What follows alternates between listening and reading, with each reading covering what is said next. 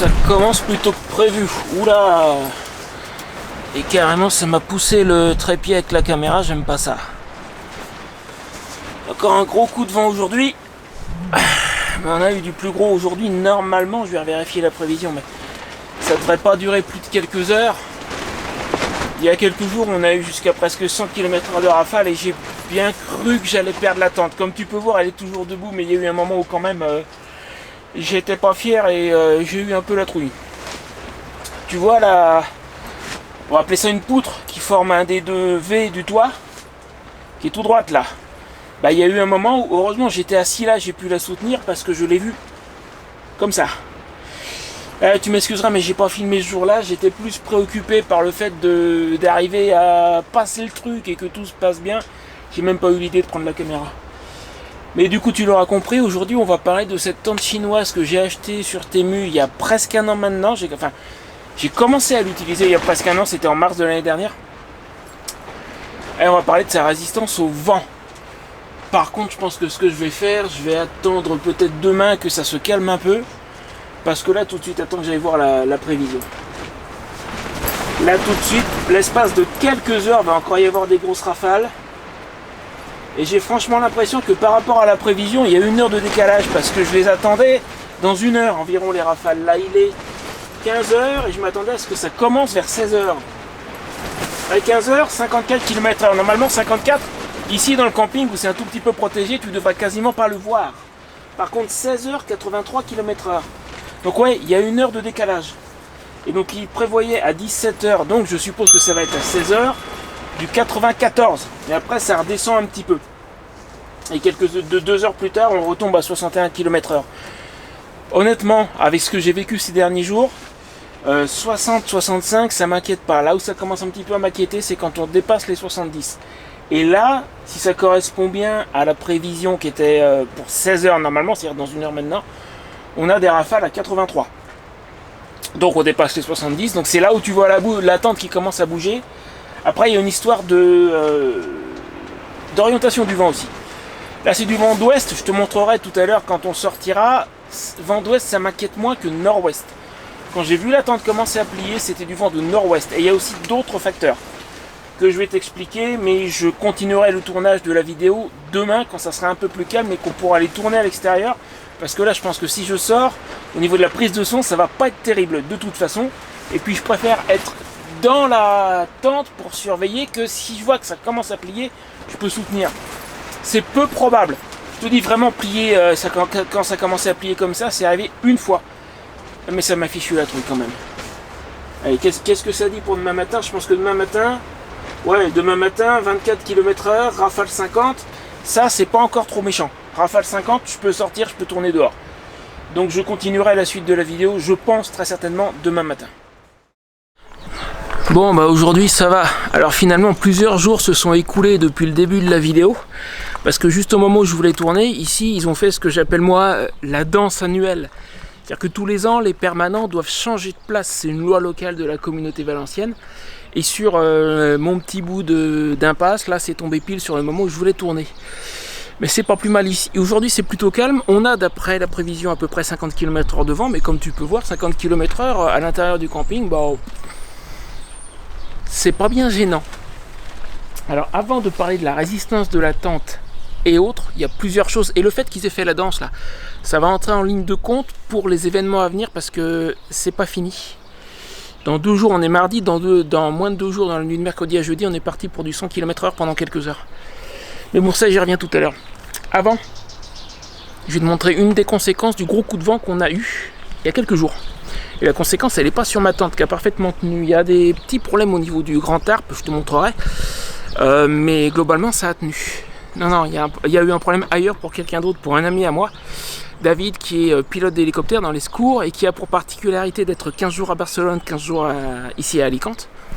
Et le gros coup de vent s'est tombé sur le moment où il n'était pas là. Il est toujours pas là d'ailleurs. Là je vais te montrer dans un instant, on est juste devant sa caravane. Alors lui à l'origine il a une caravane qui est là en permanence, comme ça quand il revient de Barcelone c'est prêt, il a qu'à rentrer chez lui en fait. Et tu sais c'est avec un de ces auvents qu'on voit souvent sur les caravanes, même plus qu'un auvent, une salle additionnelle complète fermée, un auvent et des parois. Et le jour du gros coup de vent, j'étais allé prendre un café dans le camping-car d'un de mes abonnés, que je salue au passage, qui se reconnaîtra, qui est venu me rendre visite, qui est resté là une semaine. Je lui avais dit la veille, vu le vent qu'il va y avoir, alors en début de matinée c'était pas du 95 et autres, mais je savais qu'il y aurait trop pour allumer mon réchaud. Son camping-car était de l'autre côté du camping. Donc je lui avais dit demain matin, si je peux venir prendre un café chez toi, voilà, on prend le petit déjeuner ensemble, café, machin. Et pour retourner à ma tente, je passe par ici, devant la caravane de David. Donc avec son auvent qui tenait, dans son cas, il y a beaucoup d'auvents qui sont avec des cages carrément. Lui, il avait une armature qui était prise sur le côté de la caravane. Et là, tu vas me dire, mais où qu'il est son auvent? Je vois bien la caravane, je vois pas la salle additionnelle. Ben son auvent il est là. Parce que ce matin-là, justement, je passais devant et j'ai vu que le machin était en train de se disloquer. Alors en fait, il était déjà bricolé façon MacGyver, son auvent, il y a 2 ans, il avait déjà cassé. Il avait réparé avec des grosses pinces, mais ça tenait depuis 2 ans. Et ce matin-là, j'ai vu qu'il était en train de se disloquer, donc je suis rentré sur sa parcelle, sachant qu'il n'était pas là, pour essayer de maintenir le truc, peut-être de remettre la pince qu'avait lâchée, j'ai pas réussi. J'ai mon ami John qui passait par là, je l'ai appelé, je lui ai demandé un coup de main, je lui ai dit écoute, il faut qu'on descende parce que ça va arracher le côté de la caravane. En fait, son auvent à lui, il n'y a plus les fixations, mais il était maintenu, si tu veux, sur le côté, il y avait 2 grandes barres qui venaient se prendre là-dessus. Donc si le vent avait embarqué l'auvent, il aurait embarqué le côté de la caravane. Et pourtant, oui, il était bricolé son auvent, mais ça tenait depuis 2 ans. C'est dire que ça a soufflé. Alors il est au courant, je l'ai prévenu, et puis le camping l'a appelé aussi, il est au courant qu'on l'a démonté, de toute façon on n'avait pas le choix, il a fallu le mettre par terre. Et puis alors, il y en a d'autres qui m'ont dit, mais des gens qui sont ici depuis beaucoup plus longtemps que moi c'est mon 4e hiver ici. J'avais jamais vu des coups de vent pareils. Du vent, il y en a eu, oui, mais pas du 90, 95, 100, et pas pendant... là maintenant, ça fait 1 mois que ça va, ça vient, tous les quelques jours, ça recommence. Déjà, moi, en 4 ans, j'avais jamais vu ça. Et puis, il y a des gens qui sont d'ici, qui ont vécu toute leur vie ici, et qui m'ont dit, on n'a jamais vu ça. C'est la première année qu'ils ont des rafales aussi puissantes, et surtout pendant aussi longtemps. Je te dis, un peu de vent c'est déjà arrivé, mais pas du 95. Et puis surtout, pas pendant tout un mois d'affilée. Un jour oui, un jour non.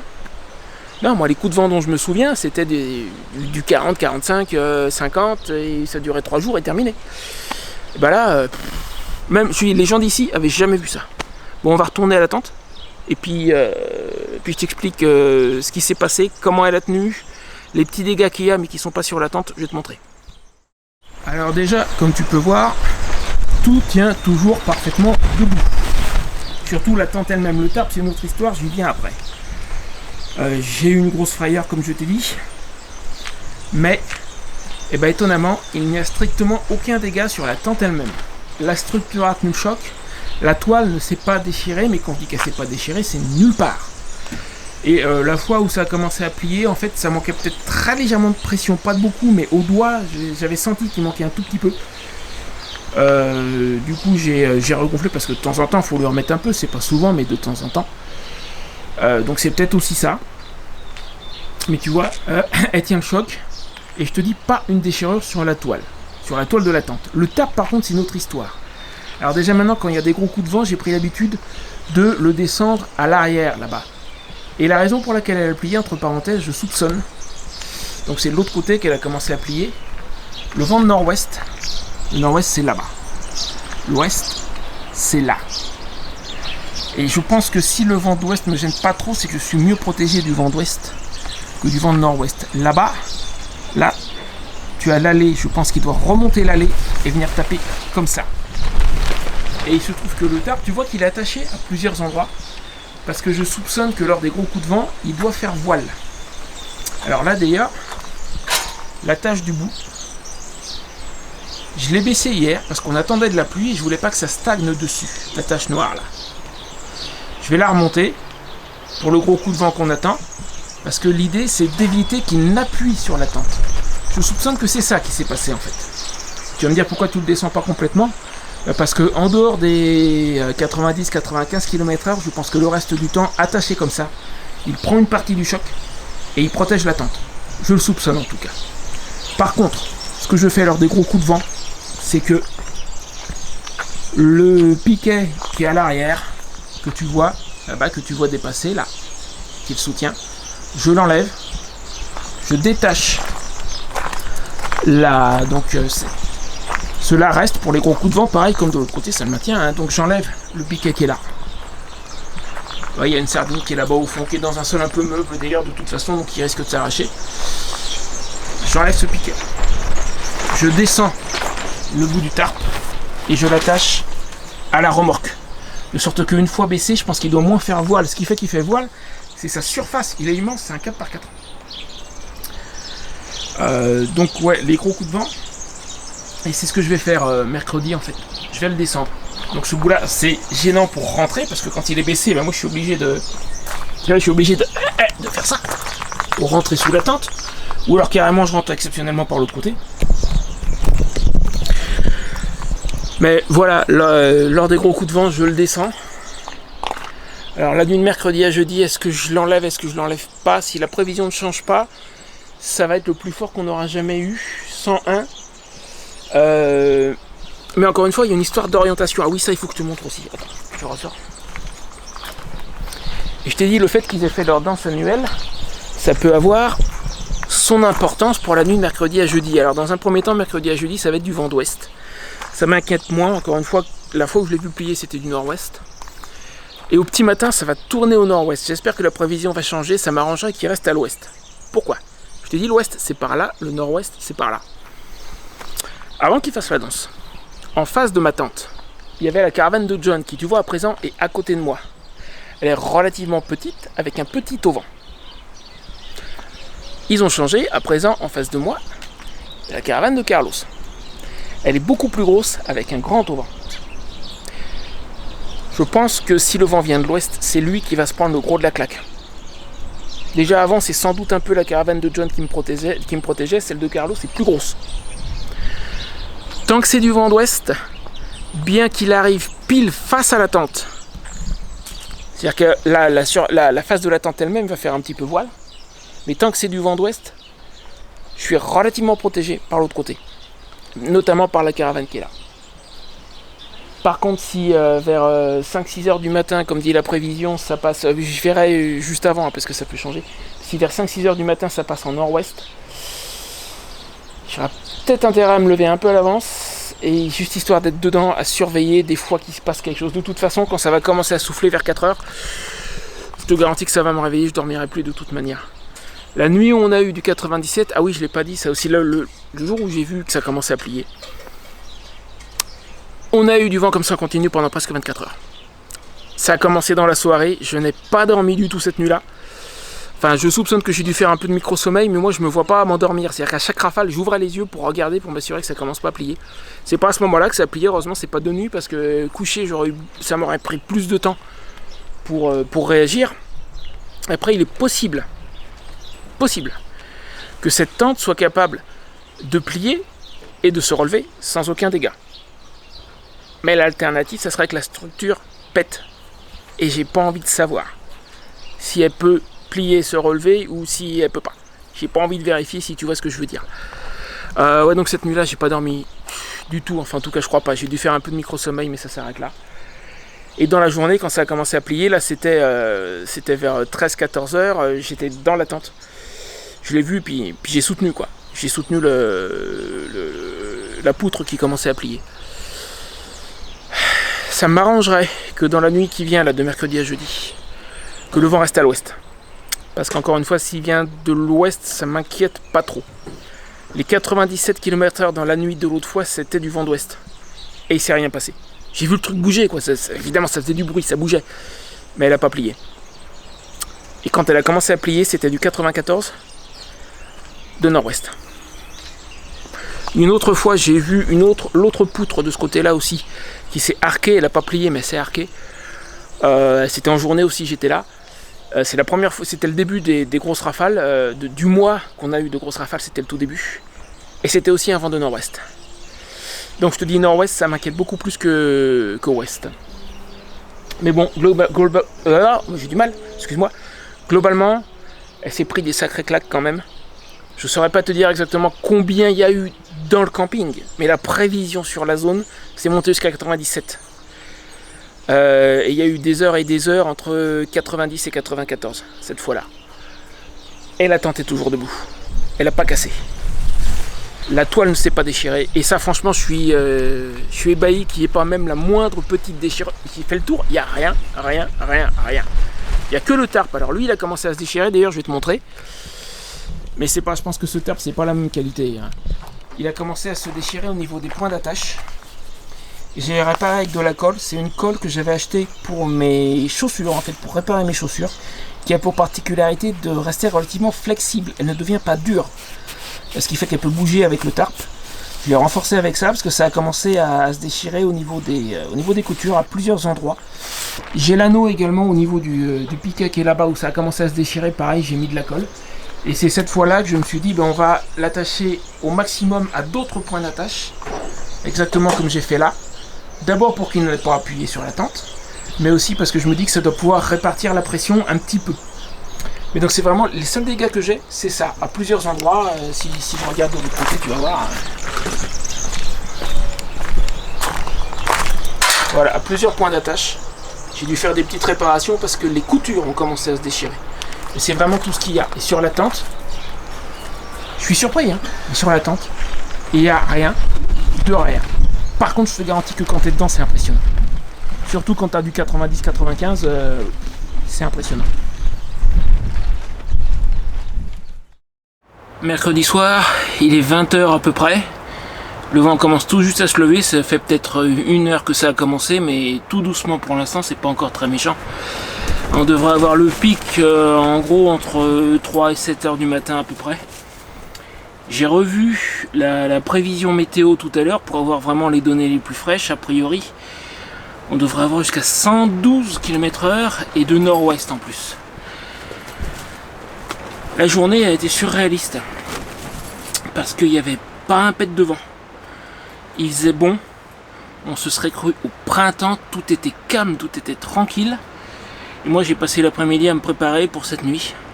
Alors finalement j'ai complètement enlevé le tarp parce que 112 déjà 100 ça me plaisait pas. J'avais peur qu'il appuie sur la tente et aussi qu'il finisse de se déchirer. J'aimerais bien qu'il me fasse encore quelques mois ce tarp, j'ai pas envie d'en racheter un maintenant. Dans quelques mois je serai chez Julien, on va fabriquer la mini caravane pliante et j'en aurai plus besoin, j'ai pas envie d'en racheter un maintenant, tu vois que ça commence à bouger un petit peu, mais c'est que le début là, hein. Ouais, donc j'ai pas envie qu'il se déchire, puis surtout j'avais quand même peur qu'il vienne appuyer sur la tente, donc j'ai suivi l'après-midi surréaliste, pas un pet de vent, il faisait bon, impression de printemps et moi j'étais en train de tout enlever. J'ai repris les haubans, certains des haubans que j'avais mis sur le tarp, j'ai attaché la tente du côté d'où va venir le vent. Pour le moment c'est du vent d'ouest et dans la nuit il va tourner au nord-ouest, donc j'ai attaché, t'as vu les grands poteaux où j'avais attaché le tarp. Ici en fait l'été ils s'en servent pour mettre des voiles d'ombrage. C'est des trucs, ces gros machins solides ancrés dans du béton, c'est pour ça que j'avais attaché le tarp dessus. Donc là j'ai mis 2 des points d'ancrage de la tente qui sont à peu près à mi-chemin des poutres du V, des boudins qui forment le V. Je les ai attachés en hauteur sans tendre. J'ai pas tendu volontairement parce que le but c'est pas de rajouter du stress en plus sur la tente, mais c'est juste de prendre une petite partie de la pression si jamais elle devait commencer à plier. Donc volontairement je l'ai attaché, mais j'ai pas tendu, j'ai fait exprès. C'est juste à la limite de la tension, et si ça commence à plier, là ça va se tendre et ça va retenir, juste ponctuellement. J'ai rangé tout ce que je pouvais ranger, tout ce qui risquait éventuellement de s'envoler, qui traînait dehors, c'est tout dans la tente. Du coup c'est le bazar dans la tente, mais c'est tout à l'abri.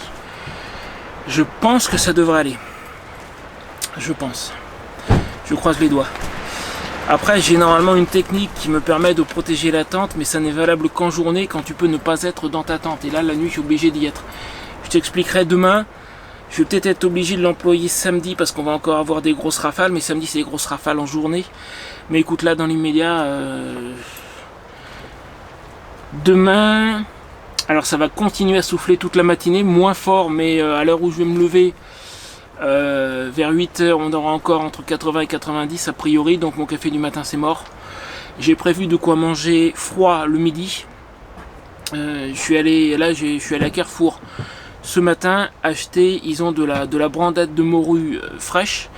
J'adore ça, j'ai acheté ça et des biscottes. Petit clin d'œil à mon ami Christophe de Nîmes, c'est lui qui m'a fait découvrir ça.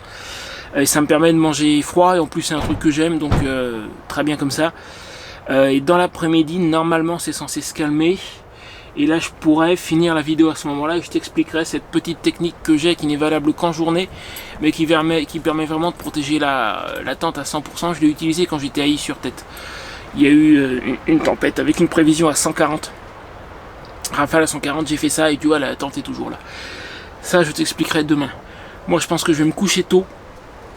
J'ai mangé tôt déjà avant que le vent ne se lève. J'ai pris ma douche tôt pour être débarrassé. Puis je pense que je vais me coucher tôt, essayer d'avoir au moins quelques heures de sommeil parce que je pense que je vais pas beaucoup dormir. Quand les très très grosses rafales vont arriver, ça va me réveiller. À supposer que j'arrive à m'endormir, c'est pas sûr. Parce que je te cacherai pas que je suis un peu nerveux là. Bon après il y aura moins de bruit que les autres fois parce qu'il n'y a plus le tarp, c'est lui qui faisait le plus de bruit. Mais quand les très très grosses rafales à plus de 100 km/h vont arriver, de toute façon je pense que je vais les entendre, ça va me réveiller si j'arrive à m'endormir avant. C'est pas dit. Donc je serai peut-être pas très frais demain, mais on terminera la vidéo quand même. Allez, et la suite demain après-midi. Et 2h du matin à peu près. Ça fait plusieurs heures qu'on est dans le... Ça fait plusieurs heures qu'on est dans le gros du truc. Bon bah il se passe rien. Hein. C'est impressionnant. Ça fait du bruit. La toile bouge. Je dors pas. Mais à part ça il se passe rien, tout va bien. Ça m'inquiète de moins en moins. Enfin, vivement que ça soit terminé quand même.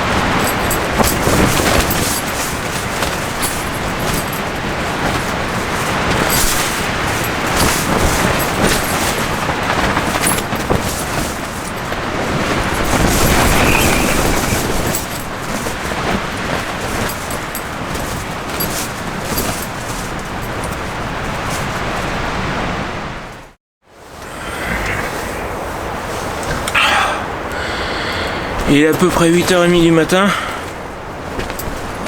J'ai réussi à dormir quelques heures sur la fin, enfin je crois. J'ai l'impression. Je suis sorti il y a un instant pour aller aux toilettes. J'ai jeté un œil autour de la tente. Ah, il y a un ou deux petits bouts de branches d'arbres qui sont tombés dans la nuit derrière mon emplacement, mais à part ça, rien. Pas de dégâts, rien du tout. Tout va bien, je suis content. Le gros du truc est passé. Là, j'ai pas revu la prévision, mais d'après ce qui était annoncé hier, on doit avoir dans les 80-90. Donc c'est déjà moins quand même. Elle a résisté, tout va bien. Je vais manger un morceau. Bon, le café c'est mort. Hein. Là, avec ce vent, mon réchaud à bois, c'est même pas la peine d'y penser. Non seulement j'y arriverai pas, mais si j'arrivais à l'allumer, ça serait dangereux. Je vais juste manger un morceau. Ça va continuer comme ça jusqu'à midi 13h à peu près.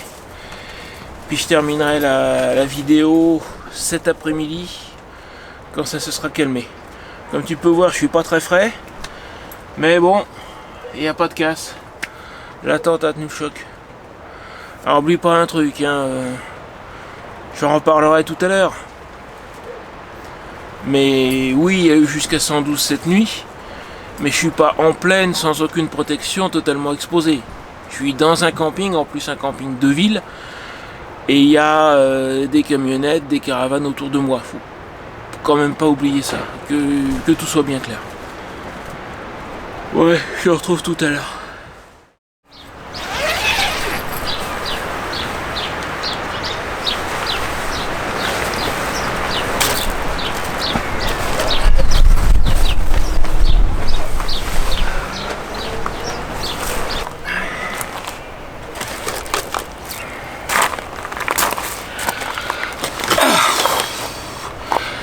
Bon bah c'est mieux, ça s'est calmé.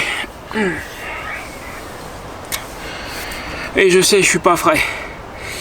Entre parenthèses, j'ai vu dans les commentaires que certains semblent supposer que ce qui me pose problème sur une nuit comme ça, ce qui m'empêche de dormir, c'est le bruit. Alors, je dis dans les commentaires, parce que j'ai publié un certain nombre de photos, etc. Donc il y a déjà, et il y a encore un petit rafat qui traîne ici ou là quand même, hein. Mais il y a déjà quelques commentaires.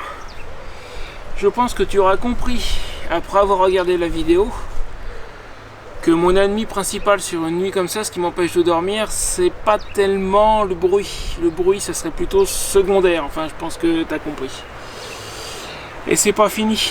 Samedi, dans 2 jours, on repart pour un tour et je viendrai voir la prévision, ça va être toute la journée. Mais là, au moins, ça sera principalement en journée.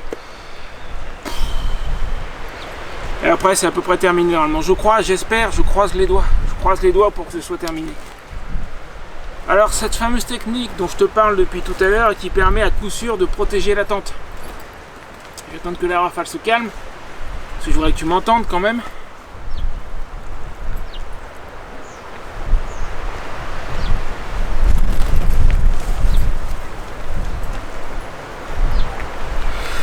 Donc, disais-je, ce moyen infaillible de protéger la tente et que j'ai employé une fois déjà, j'en ai eu l'idée pendant que j'étais à Is-sur-Tête, il y a eu une tempête, c'était en novembre dernier, des rafales à 140 et puis à un moment j'étais dans la tente et depuis l'intérieur de la tente, je vois la paroi, ça pousse et je commence à mettre la main pour la soutenir, j'ai dit bon à ce point là c'est peut-être un peu trop et il m'est venu une idée.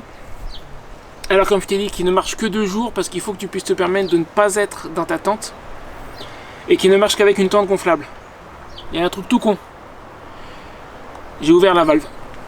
Je l'ai dégonflé avec mes affaires encore à l'intérieur. J'ai juste démonté ma chaise de camping parce que j'avais peur que le dossier, que ça fasse des pics et que ça vienne abîmer soit la toile, soit éventuellement un des boudins. Donc j'ai vite fait démonter la chaise. Puis je suis sorti, j'ai ouvert la valve. Elle est tombée. Et le truc, c'est que c'est une grande tente qui a une grande prise au vent quand elle est montée. Mais une fois tombée, il n'y a quasiment plus de prise au vent. Je l'ai laissée au sol. J'ai même pas enlevé les sardines ni rien. Je l'ai pas rangé la tente. Je l'ai juste dégonflée avec mes affaires encore dedans. J'ai utilisé les haubans pour l'assurer au sol qu'elle bouge pas trop. Puis je suis allé m'abriter. Là, les gestionnaires du camping m'avaient prêté la clé d'un chapiteau. Que normalement il loue, mais là il m'avait prêté la clé. Donc je suis allé m'abriter. Et le soir venu, les rafales se sont calmées. Un coup de pompe, en 3 minutes, je l'ai remonté. Terminé. Et là, une fois au sol, ça ne risque vraiment plus rien. C'est le truc que tu peux faire avec une tente gonflable. Si vraiment il y a trop de vent, alors par contre il ne faut pas qu'il pleuve. Parce qu'une fois démonté au sol, s'il y a un peu d'eau qui court au sol, ça va rentrer dedans. Mais tant qu'il pleut pas, pouf, tu la descends, tu la laisses sur place, tu laisses tes affaires dedans, aucun problème. Je te dis, moi je l'ai fait une fois, et ben impeccable. J'ai plus qu'à la regonfler le soir venu. Voilà, le petit truc, tout bête, mais fallait y penser. Moi j'ai mis un moment avant d'y penser, puis heureusement que j'ai eu l'idée, et il est très possible que samedi prochain je l'emploie. Apparemment, niveau vitesse du vent, ça a l'air de s'être calmé, donc je déciderai. C'est plus 120, c'est 90 qu'ils annoncent maintenant. Si c'était resté à 120, je l'aurais dégonflé samedi. 90, peut-être que je la laisserai, mais je sais que j'ai cette option en cas de besoin. Maintenant, une dernière chose avant de nous quitter. Au cas où tu veuilles trouver la même tente, et j'ai rien à y gagner, ils n'ont pas de programme d'affiliation, j'ai aucun lien avec le fabricant de cette tente. Simplement, j'ai plusieurs abonnés qui m'ont dit avoir acheté la même, et je sais, je suis sûr à 100% qu'ils n'ont pas acheté la même. Je vais te dire pourquoi. Le premier m'a dit, ouais, j'ai acheté la même tente que toi, mais moi je l'ai payé que 180 €. Celle-ci m'a coûté avec les taxes 380. Elle était de mémoire à 320, tu rajoutes taxes en douane et TVA, j'ai payé 380. Je veux bien qu'il puisse y avoir un petit décalage de prix, que ça bouge un peu. Elle met du simple au double, non, j'y crois pas. Alors attention, méfie-toi, il y a beaucoup de ces tentes qui se ressemblent dans la forme, elles ont toutes une forme de maison, elles font toutes à peu près la même surface au sol, aux alentours de 6 mètres carrés, la même hauteur, aux alentours de 2 mètres, celle-ci spécifiquement fait 2 mètres 10, mais elles sont toutes dans les mêmes eaux. Par contre, il y a des caractéristiques qui ne sont pas les mêmes, ça j'y viens dans un instant. Et donc je te dis, une différence de prix de 50%, j'y crois pas. Donc là, la personne qui m'a dit, c'était, je sais plus qui c'était, il y a déjà un petit moment, qui m'a dit avoir payé 180 € la même, non. Il a acheté une tente qui ressemble, mais qui n'est pas la même. Et par conséquent, ce que je t'ai expliqué au niveau de la qualité de celle-là, là aujourd'hui de sa résistance au vent, ou tout ce que j'ai pu te dire par le passé, ça ne s'applique pas forcément à cette tente à 180 € qui va, je soupçonne, écoute, une différence de prix de 50%, ça va pas être la même qualité, j'y crois pas. Voilà. Et l'autre, il y a une personne qui m'a dit dans les commentaires, il y a peut-être un mois de ça, qui m'a dit avoir acheté la même, puis il est déçu parce qu'elle se dégonfle, elle tient que 4 heures. Alors bon, un défaut de fabrication, ça pourrait arriver, mais je lui ai répondu, je lui ai dit, est-ce que c'est bien la même? Attention, il faut rechercher telle et telle caractéristique. Il m'a pas répondu. Je suis prêt à parier qu'il a acheté une tente au rabais. T'en trouves à 120 € des tentes qui ressemblent à ça. Hein. Je suis prêt à parier qu'il a acheté une tente au rabais, en croyant avoir acheté la même que la mienne, mais il n'a pas écouté ce que j'ai dit dans les vidéos. Il n'a pas fait attention aux caractéristiques qu'il faut surveiller. Et il a acheté une tente qui ressemble, mais qui n'est pas de la même qualité.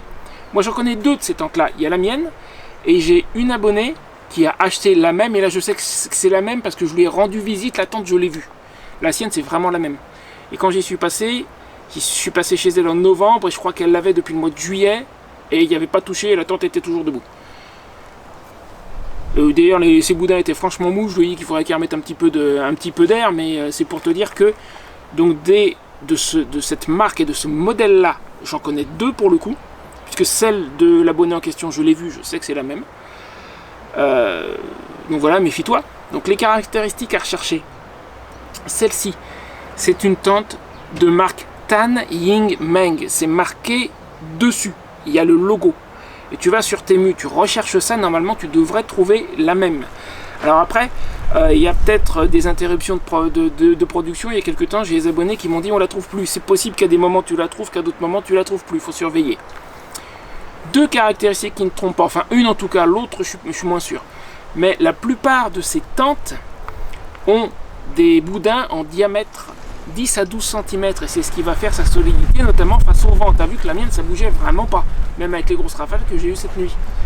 Celle-ci, c'est la seule que j'ai vue sur Temu avec des boudins de 15 cm de diamètre. Et crois-moi que ça fait une différence. Tu as vu, elle s'est pris du plus de 100 km/h, enfin, plus de 100 km/h. Non, comme je l'ai dit précédemment dans la vidéo, je suis dans un camping avec des structures autour de moi, je suis pas en pleine à prendre les rafales en pleine face non plus. Mais elle s'est pris quand même des sacrées claques. Exactement combien, je ne sais pas, mais sur la zone, il y avait prévu durant la nuit entre 108 et 112. Et elle a tenu le choc. Mais ça, c'est notamment grâce au diamètre des boudins. Et il y a peut-être d'autres caractéristiques concernant sa qualité, mais comme c'est la seule que je connaisse avec des boudins de 15 cm de diamètre, ça permet de la reconnaître. Et accessoirement, quand je l'ai acheté, elle n'était disponible qu'en verre, comme ça. C'est pas ce que je voulais, le verre, mais en boudin de 15 cm, il n'y avait pas autre chose. Peut-être qu'il n'y a toujours pas. Donc si tu en as une avec des boudins de 15 cm, de couleur verte, et il y a marqué Tan Ying Meng dessus, a priori, c'est la même et tu vas avoir la même qualité. Après, encore une fois, que tu en achètes une, que tu en achètes pas une, moi j'ai rien à gagner. Hein. Moi, là où j'ai gagné quelque chose, c'est avec la vidéo. C'est tout. Ça s'arrête là. Mais je tenais à refaire ces précisions parce que manifestement, il y a des gens qui en ont acheté en croyant, sans doute de bonne foi, avoir acheté la même. Et manifestement, quand on creuse un peu, c'est pas la même. Ce qui veut dire que les caractéristiques vont être différentes, la qualité potentiellement est différente. Voilà. Sur ce, moi tu sais quoi, maintenant que ça s'est un peu calmé, et pour me remettre de mes émotions, je vais filer au Mercadona m'acheter une de leurs pizzas fraîches sans additifs là, et puis une cerveza pour ce soir. Ça me permettra de me détendre un petit peu. Alors je crois que ce soir, à mon avis, je vais dormir. Je vais pas avoir de mal à m'endormir, hein. Je pense pas. Par contre, alors je vais pas pouvoir remettre le tarp tout de suite, comme on attend encore du vent samedi toute la journée et durant 1 heure ou 2 lundi aussi. Mais je suis embêté, mais je peux pas remettre. T'as peut-être vu qu'il manque une partie de mon équipement là. Mais si dans les médias, je peux pas le remettre. Je vais pas le remettre juste pour une nuit. Mais bon, bref. Je vais me débrouiller comme ça pendant quelques jours. Pardon, et après, à partir de lundi soir, je pense que c'est bon, je peux le remettre. Donc là, je file au Mercadona, à pied, pas avec la moto, parce que je pense que je suis pas en état. Pour ça, ça serait pas raisonnable. Je me fais un petit peu plaisir ce soir pour me remettre de mes émotions. Et toi, si tu veux en savoir plus sur cette tente, à la fin de l'été dernier, j'étais chez Fred en Belgique et j'ai publié une mise à jour sur 4 mois. À savoir, pour ceux qui auraient découvert la chaîne récemment, que moi je vis en tente. À présent, ça fait presque 1 an que je vis dans cette tente. J'ai commencé à l'utiliser en mars de l'année dernière. Nous sommes mi-février. Donc fin août, je crois, de mémoire. J'ai publié une mise à jour après 4 mois et tout ce que j'ai dit dans cette mise à jour reste valable. Absolument tout. Rien n'a bougé, rien n'a changé. Un petit peu d'usure supplémentaire, mais c'est la même usure que j'avais vue déjà à l'époque. Je te mets la vidéo juste là.